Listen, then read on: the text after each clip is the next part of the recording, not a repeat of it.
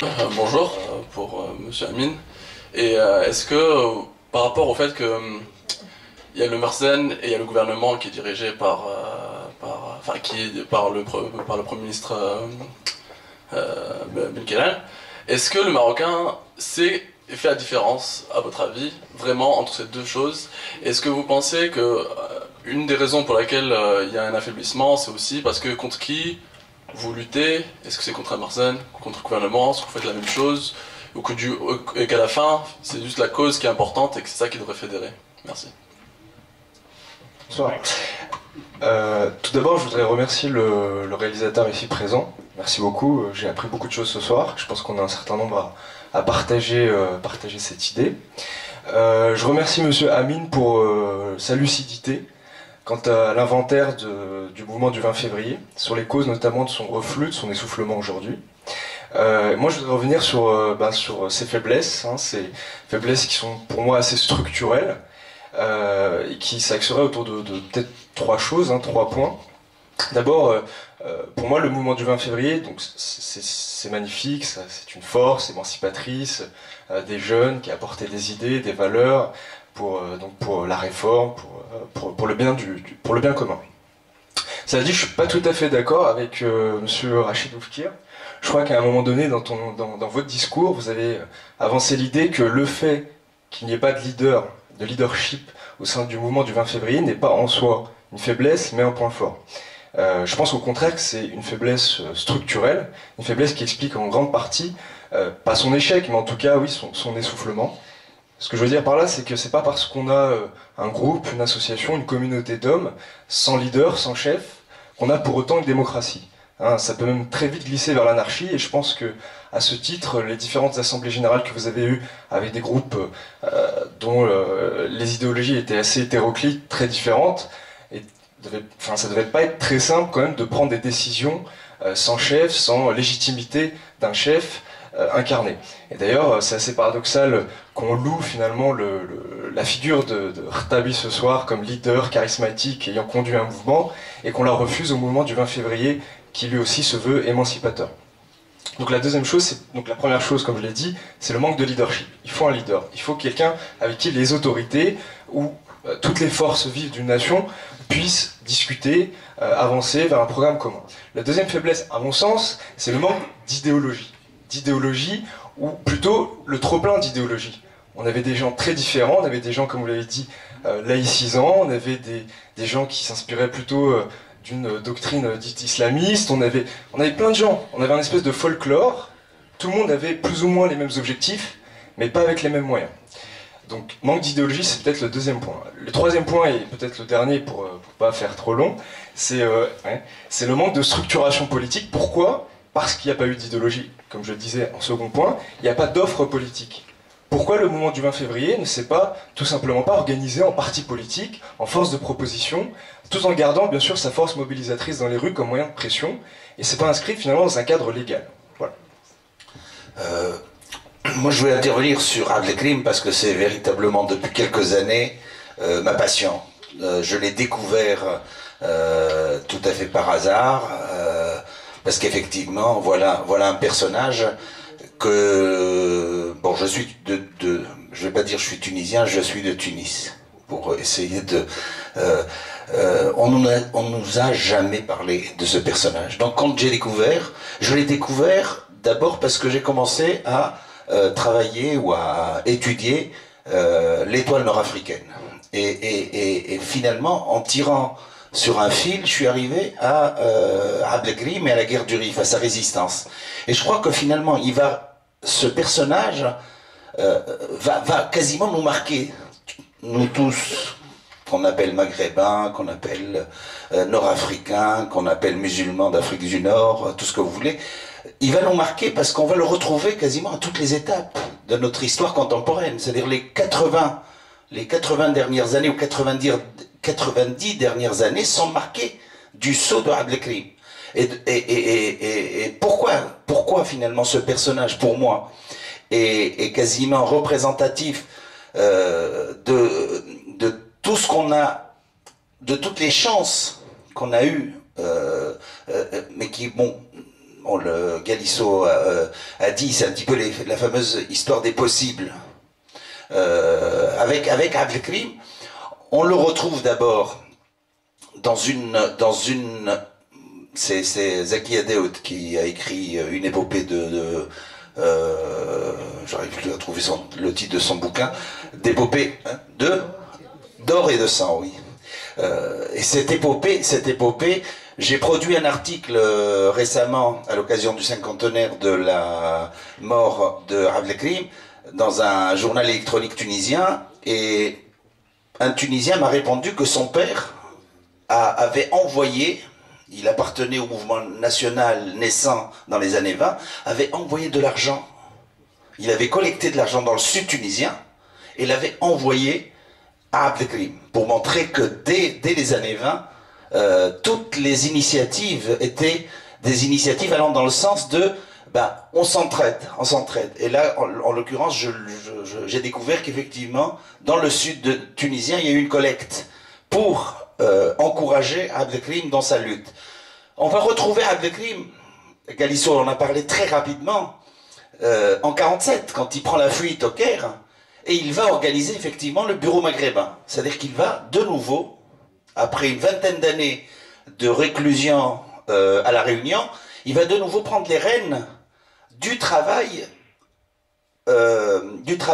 disons, ou de la coordination du travail maghrébin. Parce que c'est une idée qui, depuis les années 20, était ancrée en lui.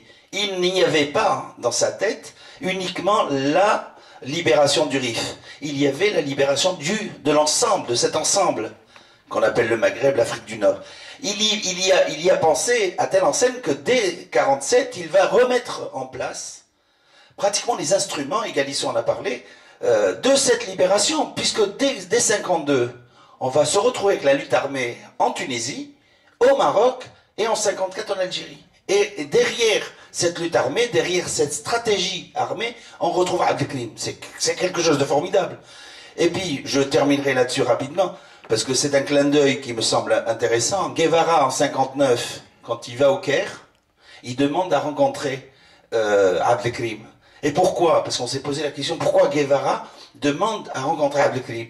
La réponse, elle est que Guevara, avec Castro au Mexique, en 55, ont été entraînés par un général espagnol qui était, du côté bien sûr espagnol, mais un général républicain, qui était dans la guerre du Rif et qui va initier Castro, Guevara, et les premiers castristes qui vont faire la révolution cubaine, qui va les initier à la guerre de guérilla.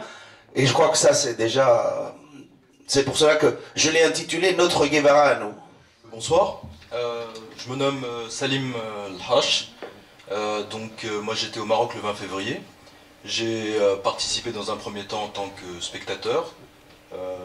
Je prenais des photos. Puis suite à la répression que j'ai moi-même subie en tant que photographe, je me suis impliqué un petit peu dans le mouvement et j'ai suivi pendant une année entière.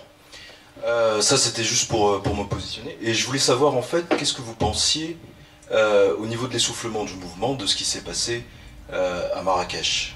Parce que c'était une bombe effectivement, puisqu'on a bien senti, en tout cas sur place, après l'attentat, que le mouvement est légèrement retombé. Et je pense qu'on peut, connaissant les services de sécurité marocains, légitimement se poser des questions sur les vrais auteurs de l'attentat, puisque le tribunal a, me semble-t-il, relativement expédié l'affaire. Ça, c'était ma première question. Ma deuxième question, c'est concernant l'implication des mouvements politiques marocains dans le mouvement du 20 février. Est-ce que vous ne pensez pas qu'ils ont joué un petit jeu un peu malsain, qui consistait notamment à introduire une partie de leurs troupes, puis à donner des contre-ordres, voire à les retirer au plus mauvais moment? Quant à l'implication de Adalwa Ihsan, est-ce que vous ne pensez pas qu'elle a pu faire plus le jeu du Marzen que l'ennuyer? Puisque le mouvement, au niveau international, immédiatement lorsque les islamistes sont descendus dans la rue avec les jeunes, a pris une autre aura. Et pour ce qu'on appelle les occidentaux, entre guillemets, voir des islamistes dans la rue, ça fait peur.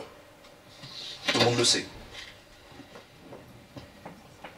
Bon, je voudrais intervenir sur le mouvement du fin février. D'abord, je remercie la section de la MDH et tous les intervenants. Moi, je pense par rapport au mouvement, Abdelhamid Amin a présenté les faiblesses. Pourquoi ce mouvement a connu une certaine, un affaiblissement. Moi, je pense qu'il y a tous les éléments que Abdelhamid Amin a avancés, mais il y a aussi d'autres éléments. Je pense que il y a un travail aussi d'ancrage dans la société, il est fondamental. On sait que, et c'est des vérités qu'il faut dire, je prends le cas de la corruption par exemple. Une grande partie de la population l'a intériorisé. Donc il faut un travail d'éducation là-dessus. Il faut vraiment, c'est fondamental. Il faut que les intellectuels du mouvement, les intellectuels sincères, descendent à la société. Il y a des médecins, il y a des ingénieurs, il y a des enseignants. Il faut qu'il aille. Qu'il y ait un vrai travail, que ce soit dans les villes ou dans les endroits enclavés, qui sont dans l'Atlas, dans des coins reculés. Ça, c'est des questions fondamentales si on veut vraiment développer un mouvement réel. Au-delà, bien sûr, de la stratégie et les tactiques qu'on va utiliser, que ce soit par rapport aux objectifs, etc., je pense à un travail d'ancrage, il est fondamental. Quel discours on va adapter? Comment c'est nécessaire. Sans ça, je pense qu'on va pas aller très loin. Et le mouvement, parce que bon, le régime utilise des manœuvres. Il y a des intellectuels, bien sûr, qui sont corrompus aussi, qui gravitent autour du pouvoir, d'autres qui vont tout faire pour entraver le mouvement. Donc je pense un travail d'éducation, il est fondamental. Et on sait, l'enseignement public s'est dégradé. Une grande partie de la jeunesse n'a pas d'esprit critique. On sait comment on a massacré la philosophie. Bon, on ne va pas faire un discours là-dessus. Donc, d'ailleurs, bon, on a remarqué, après que l'Aïd Ihsan a quitté, c'est l'un des éléments, a quitté le mouvement, il y a eu un affaiblissement aussi. Donc, quel est le poids, bien sûr, d'une analyse, enfin, ou d'un discours laïque au sein du mouvement? Je pense que c'est fondamental, et il n'y a pas que... Moi, je pense qu'il y a une stratégie, il y a plusieurs tactiques, et l'une des tactiques les plus importantes, c'est éduquer une grande partie des masses que le Makhzen a voulu, depuis 1956, marginaliser. L'enseignement a été cassé par Hassan II, Hizb al-Istiqlal a joué un rôle, etc. Et malheureusement, oui, mais c'est un travail long, mais on n'a pas de choix. Si on veut un mouvement vraiment qui va accéder au pouvoir, ce mouvement doit être conscient. Chaque citoyen marocain doit se connaître soi-même et connaître ce qui est autour de lui. Et même par rapport au roi, sincèrement, moi je pense qu'il faut parfois dire les choses comme elles sont. C'est le riche numéro 1 du pays. Et on sait même, d'après l'histoire, que bon, cette monarchie a été, la France a joué un rôle important, il l'a posé, il faut discuter de façon claire avec le peuple marocain. Un autre point très important, on parle des syndicats, c'est sûr, mais il y a une grande partie des gens qui ne travaillent pas. Mais ces gens communs aussi doivent être quelque chose d'important dans le mouvement. Il faut y penser. Je pense une revendication, je termine là, un minimum de vie, les gens doivent avoir, ceux qui n'ont pas les moyens doivent avoir un minimum pour vivre. C'est pas normal que certains vivent dans des palais, dans des villas, roulent dans des voitures, je ne sais, et d'autres n'ont pas le minimum. Et ça c'est fondamental. On est tous d'accord avec vous, et je pense que Abdelhamid Amin tout à l'heure a donné les tactiques et comment est-ce que le mouvement s'est structuré, etc. et le travail de terrain. Bonsoir, Bachir Moutik de l'association des familles des présumés disparus sahraouis. Je ne vais pas m'étaler sur l'analyse par rapport aux remarques des organisateurs, je vais poser quelques questions, quelques interrogations. La première, malheureusement René Galisso n'est plus là, mais il est là, l'a répété. Je me pose la question, c'est quoi la définition du Maghreb? À chaque fois, on restera le Maghreb à 3 pays. Et donc j'aimerais bien comprendre c'est quoi le Maghreb en tant qu'espace géographique, espace humain. Et là après, mes questions c'est pour Amin, et je le remercie pour son intervention.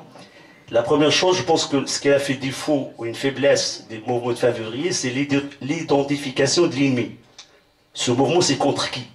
Souvent, c'est le système, le Makhzen. C'est quoi le système? C'est quoi le Makhzen? Il faut à un moment donné appeler les choses par leur nom. C'est une monarchie et c'est une armée. Et peut-être une bourgeoisie, s'il y a vraiment une bourgeoisie au Maroc, une bourgeoisie aux alentours. Et j'aimerais bien aussi entendre Amine sur l'actualité et sur son analyse politique d'aujourd'hui, surtout par rapport à ce qui s'est passé ce week-end. Je pense qu'il y a un marqueur, voire une séquence politique qui s'est passée maroco-marocaine avant d'être maroco-sahraoui, concernant le procès des 24 prisonniers politiques sahraouis condamnés à de lourdes peines, allant de la perpète pour 9, 4 à 30 ans, 7 à 25, 3 à 20 ans. C'est des peines qu'on n'a pas connues au Maroc depuis les années 77 pour des prisonniers politiques. Est-ce que ce n'est pas une réaffirmation d'un rôle que joue l'armée au Maroc et qu'on oublie de nos analyses? On oublie souvent, moi je vais en France depuis quelques années, j'entends jamais en France les gens critiquer le rôle de l'armée au Maroc. On l'entend très bien pour l'Algérie, ce qui est vrai. Mais au Maroc, on a l'impression qu'il n'y a pas d'armée, qu'il y a un monarque et des ministres.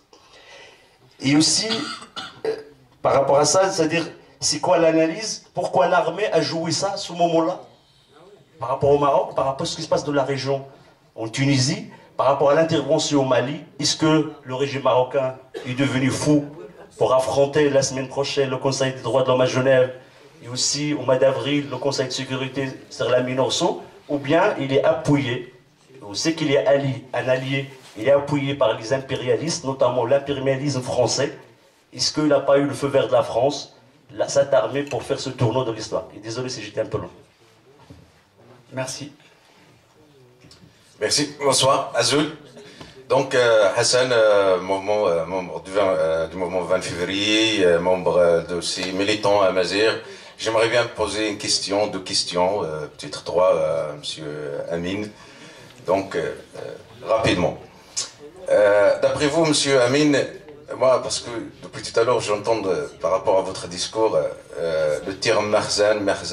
Moi, j'aimerais bien comprendre c'est qui ce Marzan.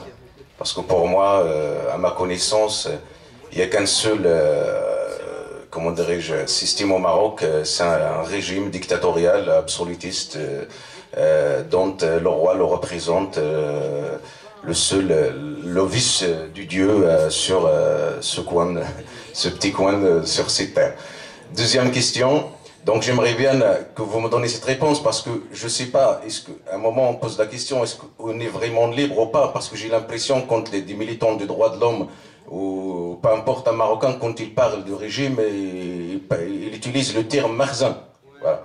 Donc c'est la première question. La deuxième question, qu'est-ce qu'il a fait, ou peut-être qu'est-ce qu'il a l'intention de faire votre association, bien sûr en sachant que le domaine du droit et des revendications du droit, ça concerne les droits économiques et sociaux aussi, vis-à-vis du bien mal acquis à l'étranger par des responsables de ce régime. Donc, je sais,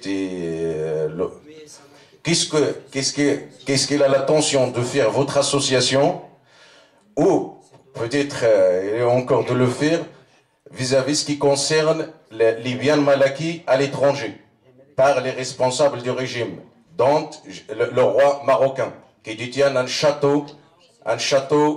grand château qui coûte très très cher à contribuables marocains qui meurent de faim et de froid dans le Moyen Atlas et ailleurs et partout le Maroc. Merci beaucoup. Merci, bonsoir. Ayad Aram, l'association de défense des droits de l'homme au Maroc. D'abord, merci aux organisateurs.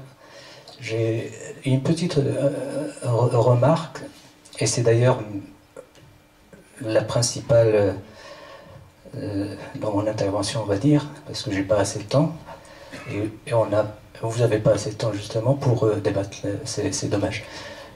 La remarque, c'est les deux sujets dans un seul débat. Abdelkrim Khattabi, le mouvement du 20 février.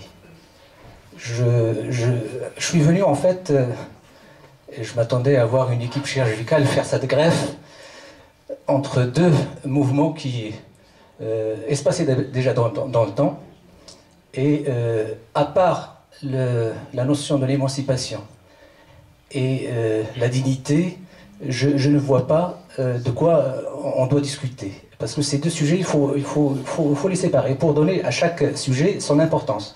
Je sais très bien que parmi l'assistance ici, ceux qui sont venus, celles qui sont venues pour débattre de Abdelkrim El-Khattabi et de la guerre du Rif. Et celles et ceux qui sont venus pour le mouvement février. Débattre des deux et hacher le débat, c'est pas bénéfique pour le débat en lui-même. Voilà, ça d'une part. D'autre part, moi je vais surtout insister sur le mouvement 20 février. La naissance du mouvement 20 février.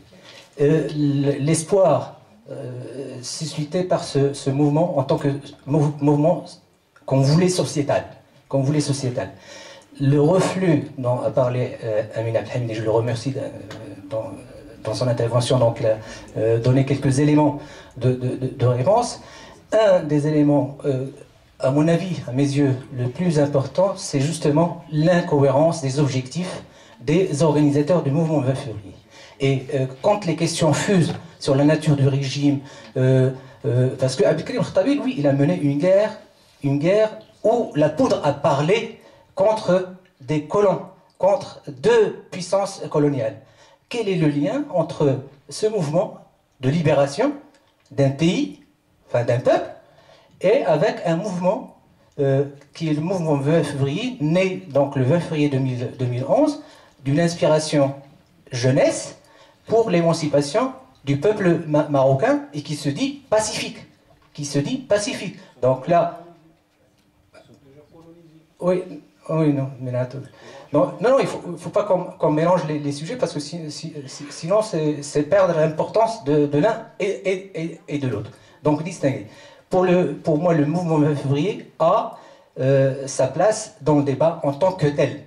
Et le sujet doit être traité en tant que tel. C'est l'occasion, donc le 20 février, de parler du 20 février. Est-ce qu'on a mis... Donc c'est une question aux organisateurs. Oui, bien sûr. Voilà, on m'explique cette jonction parce que je n'ai pas vu dans les discussions dans le débat cette jonction et je ne la comprends pas. D'accord. Voilà. On a compris la question. On va passer à la dernière question, comme ça on répond. Sauf que j'ai pas pu dire sur le mouvement 20 février et les droits de l'homme parce que bon, on n'a pas le temps, c'est pas grave. Pour une première remarque, je suis tout à fait d'accord avec ce que vient de dire mon prédécesseur. Le débat, c'est un peu délayé en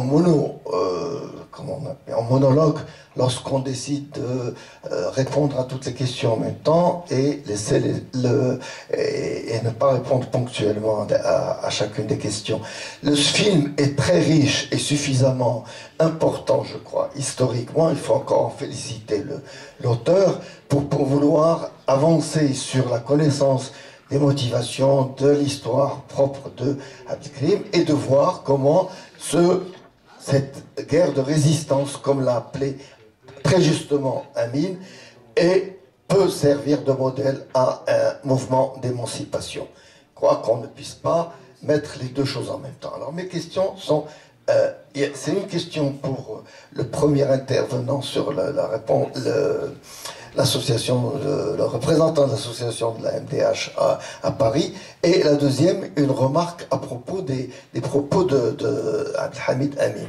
La première question, c'est, vous avez répondu à Leïla Mernissi, si elle vous a dit, je crois, enfin si je me souviens des termes, je ne les reporterai pas exactement, est-ce que Abdelkrim peut être donné dans l'identité berbère, ou quelque chose comme ça, berbériste? Vous avez dit, très justement, enfin c'est votre réponse je crois, oui, et il n'y a pas que ça, puisqu'il y a des mouvements politiques internationaux, universels, qui l'ont utilisé. Je suis tout à fait d'accord avec vous pour la deuxième partie, mais pas la première. S'il y a quelqu'un qui ne peut pas être utilisé dans l'identité berbériste, c'est bien Abdelkrim. D'abord, il est hijazi, et ce n'est pas tout.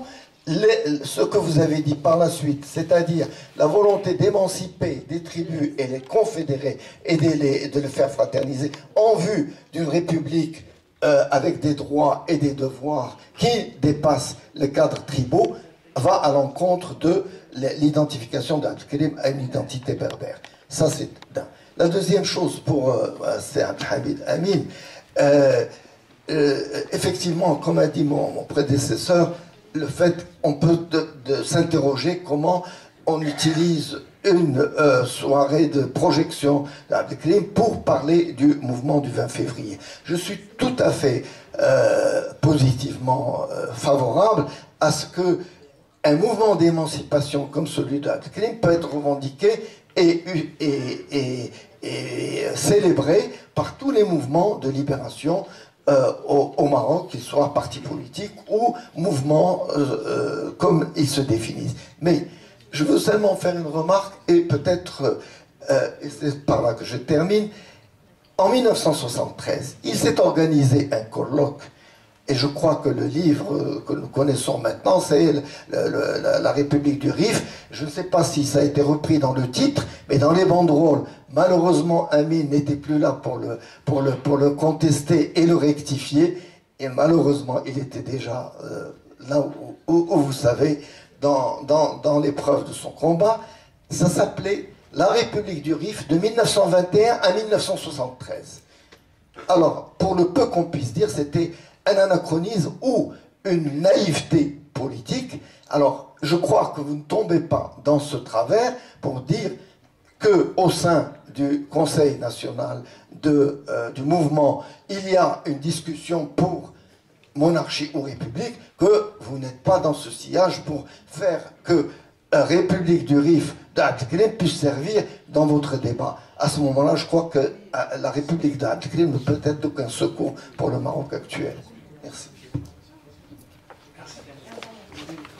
Moi, c'est pas une intervention, c'est après. Non, voilà, je ne sais pas si c'est maintenant que je devais intervenir. Je représente ici l'association Sortir du colonialisme qui organise la semaine anticoloniale dans laquelle cette réunion a lieu. Or, le débat qui vient d'avoir lieu peut-être me permet un peu plus d'intervenir. Moi, je pense que c'est très bien, au contraire, qu'on ait lié la figure d'Abdelkrim à la question du 20 février, du mouvement du 20 février. Parce que notre association, elle ne fait pas de la nostalgie sur l'ère coloniale. Elle pense que qui n'a pas de passé n'a pas d'avenir. Et c'est non seulement en se ressourçant à travers de grandes figures, comme celle d'Abdelkrim, Ben Barka ou d'autres, que nous arriverons à comprendre quelle est aujourd'hui la nature du nouvel ordre colonial.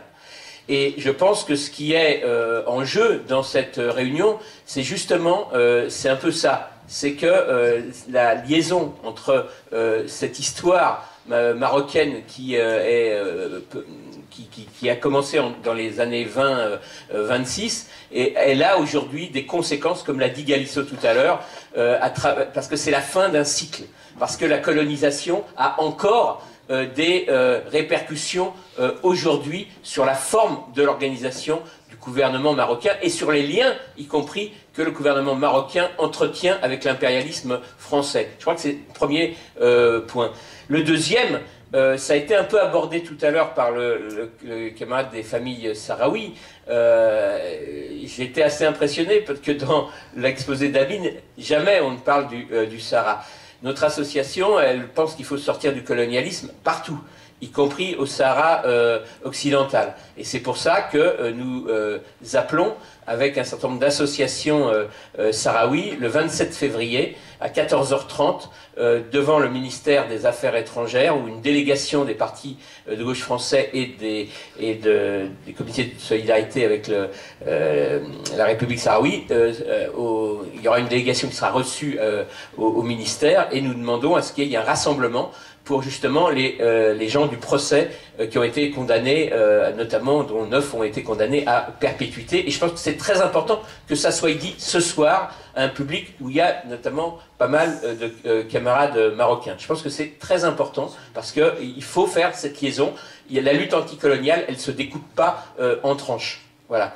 Et dernier point, je vous invite tous à la grande manifestation où il y aura notamment le Front populaire du 14 janvier de Tunisie et des camarades kurdes et des sans-papiers et autres, qui clôt la semaine anticoloniale le 2 mars à 14 h à Barbès, où là, nous allons essayer d'exprimer toutes ces luttes anticoloniales, et j'espère qu'il y aura beaucoup de militants qui sont ici et qui feront la liaison justement entre Abdelkrim et la situation actuelle au Maroc. Merci.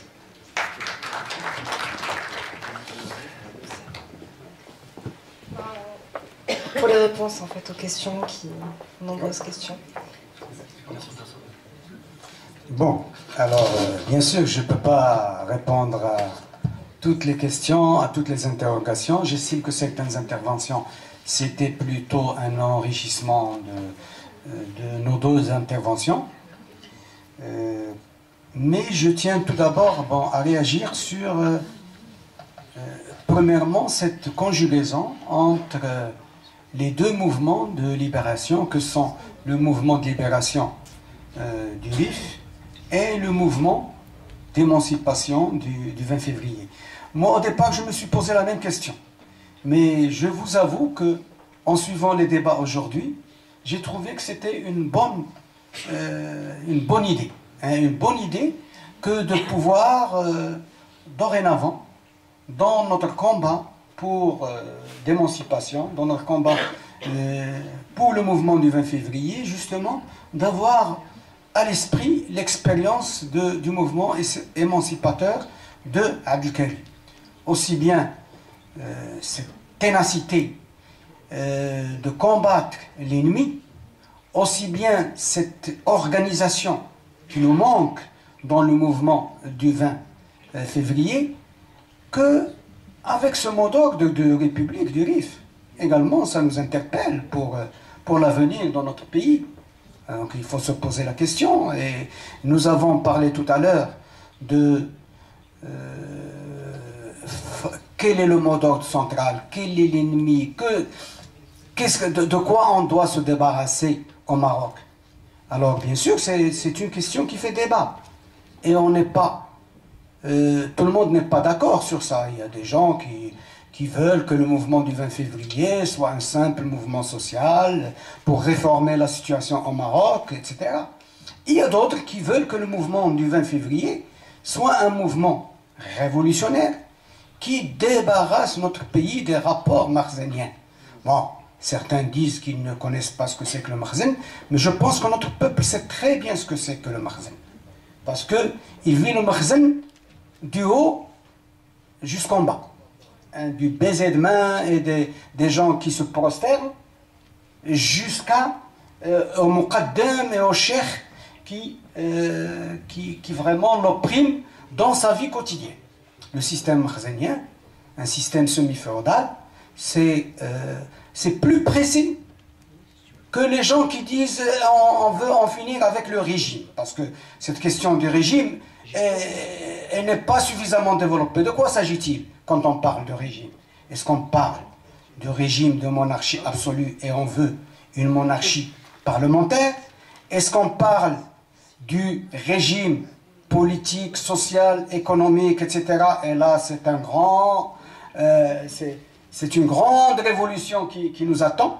C'est pas seulement la révolution qui peut nous débarrasser du système marzénien.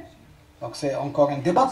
Donc, à mon avis, c'est l'idée que je défends, c'est de pointer notre combat contre le système marzénien. Et le pointer pour aboutir à un régime démocratique. Quel est ce régime démocratique? Eh bien, c'est le rapport de force qui peut le permettre. Bien sûr, chacun, je parle pour le mouvement du 20 février, mais chacun a sa propre opinion sur le régime que nous voulons avoir dans notre pays. Chaque force politique a son opinion, mais ça qu'elle la garde pour elle, qu'elle travaille pour diffuser son point de vue. Mais pour le mouvement du 20 février, et si on veut rester fédérateur et à la fois radical, je pense que la revendication, c'est d'en finir avec le système marzélien. Alors je continue. D'abord, je voudrais vraiment remercier Monsieur Daniel Kling pour son film. Pour moi, j'ai fait une découverte ce soir avec ce film. Et je pense qu'il faudrait qu'on diffuse bien ce film chez nous au Maroc. Il faut qu'on fasse un grand effort pour diffuser ce film au Maroc. Alors, je continue. Bon, sur la question du Maghreb, du Sahara, bon, je n'ai pas parlé des choses événementielles, les dernières arrestations, la répression des manifestations. Je n'ai pas parlé du procès de Gdim Izig, qui s'est déroulé, qui s'est terminé le dimanche dernier. Bon, notre position à la MDH est bien connue. D'abord, on a été sur place, on a fait un rapport d'enquête, les conclusions de ce rapport sont bien connues, les responsabilités dans les violations, tout ça.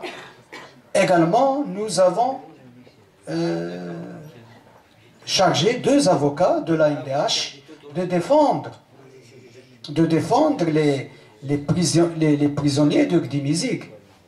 Donc, non seulement, on ne s'est pas contenté d'observer, mais on a défendu parce qu'on a estimé qu'ils étaient arrêtés sans vraiment de preuves et que le procès était injuste. Ça, c'est la position de la MDH. En plus, nous avons parmi les gens qui ont été arrêtés, nous avons deux personnes qui sont membres de la MDH. L'un a été condamné à perpétuité et l'autre, il a été condamné à 20 ans. L'un est membre de la section de l'Ayoun, l'autre est membre de la section de Assa. Donc, sur ce point-là, je pense que la MDH a fait ce qu'il fallait faire en tant qu'organisation de défense des droits humains, et ça nous coûte beaucoup au Maroc de faire notre travail de défenseur des droits humains. Ça nous coûte beaucoup. Et si on suit de près l'actualité, vous allez voir combien il y a d'insultes contre l'AMDH, contre la présidente de l'AMDH, contre les responsables de l'AMDH, mais ça ne fait rien, puisqu'on fait, ça fait partie de notre travail. Ça fait partie de notre travail. Donc voilà un peu sur cette question. Je voulais réagir également sur le mouvement du 20 février qui n'était pas organisé. Faut-il avoir des leaders pour le mouvement du 20 février comme Abdelkrim, tout ça? Je ne le pense pas. Pour moi, je pense... mais il ne faut pas laisser non plus la place à l'anarchie. Il faut un minimum d'organisation pour qu'un mouvement puisse continuer.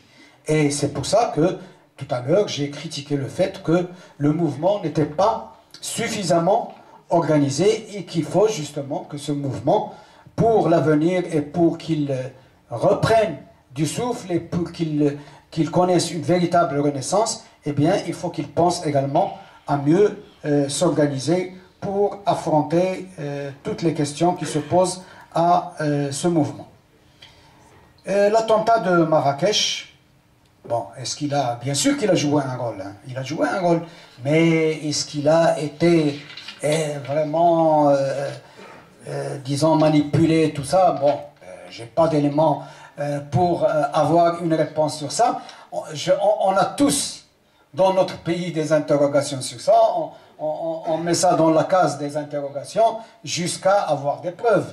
Mais toujours est-il que cette explosion a joué un rôle négatif pour le mouvement, mais on a pu la dépasser assez facilement, d'autant plus que le mouvement du 20 février a été suffisamment intelligent pour descendre dans la rue et pour condamner le terrorisme. Donc je crois que le mouvement a bien réagi à ce type de choses. Donc pour ce qui est de travail à faire, de descendre vers le peuple, tout ça, bien sûr, si nous n'avons pas d'impact populaire, ce mouvement ne servira à rien. Si c'est un mouvement qui est isolé, il ne servira à rien. Donc, il est évident que ce mouvement, étant donné qu'il s'est défini comme mouvement de masse et comme mouvement populaire, eh bien, s'il n'arrive pas à concrétiser cette partie de la définition de ce mouvement, eh bien, il restera isolé et il va disparaître en fin de compte. Donc, pour l'avenir, nous devons absolument faire les efforts qu'il faut pour que ce soit un mouvement de masse réel, que ce soit par son implantation parmi les travailleurs, que ce soit dans son implantation parmi les ouvriers, les diplômés chômeurs, les mouvements sociaux dans les quartiers populaires, tout ça, on en a parlé au sein du mouvement, on n'est pas encore arrivé à le faire, eh bien, on se casse la tête jusqu'au jour où on trouvera les réponses à ces questions clés, fondamentales, sans lesquelles un mouvement, comme le mouvement du 20 février, ne peut pas réaliser ses véritables objectifs. Je crois que je vais m'en arrêter là, je ne peux pas répondre à toutes les questions. Merci pour les questions qui ont été posées. Donc, je commence par une question qui a été posée par un camarade, à savoir sur la question d'absence, l'absence de leader, absence d'idéologie, absence de structuration comme un parti politique. Est-ce que cela constitue une faiblesse ou une force ou une faiblesse? Je pense de ma part que, effectivement, comme ça a été dit à l'instant par Amine, comme quoi c'est un point fort de mouvement. La présence d'un leader ou la présence d'avoir une idéologie au sein d'un mouvement, c'est pas automatiquement, ça ne garantit pas automatiquement son succès. Je pense que c'est une question qui a été débattue dans la coordination Paris-Île-de-France concernant ces aspects-là. Et la plupart des militants, ils étaient pour. Voilà. Effectivement, en fait, l'absence de ces points-là, de ces aspects-là, ça ne veut pas dire pour autant que c'est l'anarchie. Effectivement, on travaillait dans une assemblée générale et cette assemblée générale était bien organisée. Il y avait un modérateur, il y avait des commissions de travail et on travaillait parfaitement bien. Donc, de début jusqu'à aujourd'hui. Et je vous rappelle aussi que. Je profite de l'occasion pour vous dire tout simplement que une fois par semaine on se réunit ici sur Paris pour discuter de nos projets, pour discuter de tout ce qui est en relation avec le mouvement du 20 février. Donc voilà. Donc je pense pour ma part, et je pense que il y a d'autres militants qui pensent autrement, mais concernant la question de leader, je pense que l'absence de leader, ça ne veut pas dire pour autant que c'est l'échec. Hein. Ce sont des points forts plutôt que des aspects de faiblesse.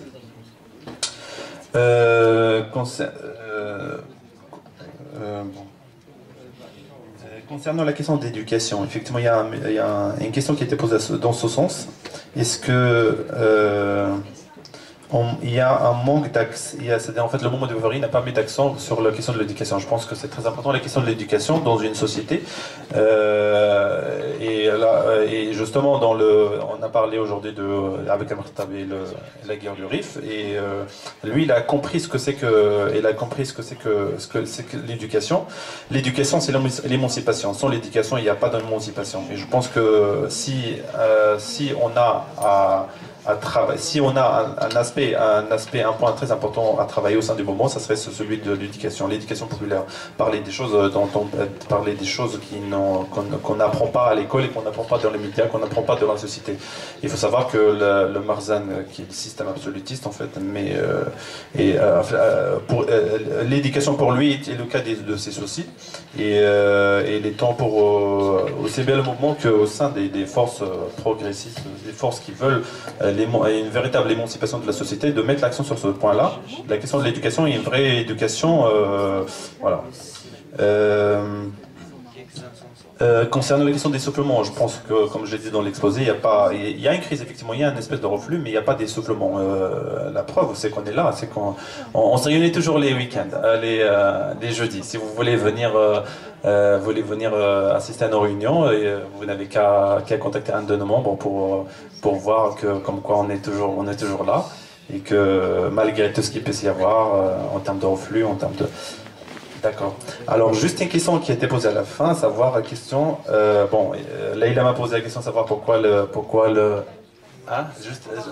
Non, c'est juste... Voilà. En bref. Donc, pourquoi la figure d'Abdel Khattabi est prise comme un... est accaparée, si on peut dire ça comme ça.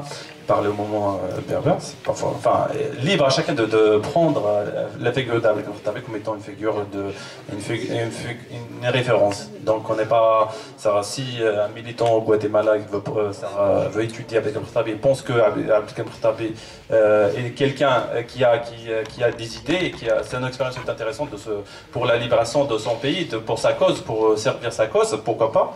Le mouvement Amazigh, effectivement, voilà, c'est une figure.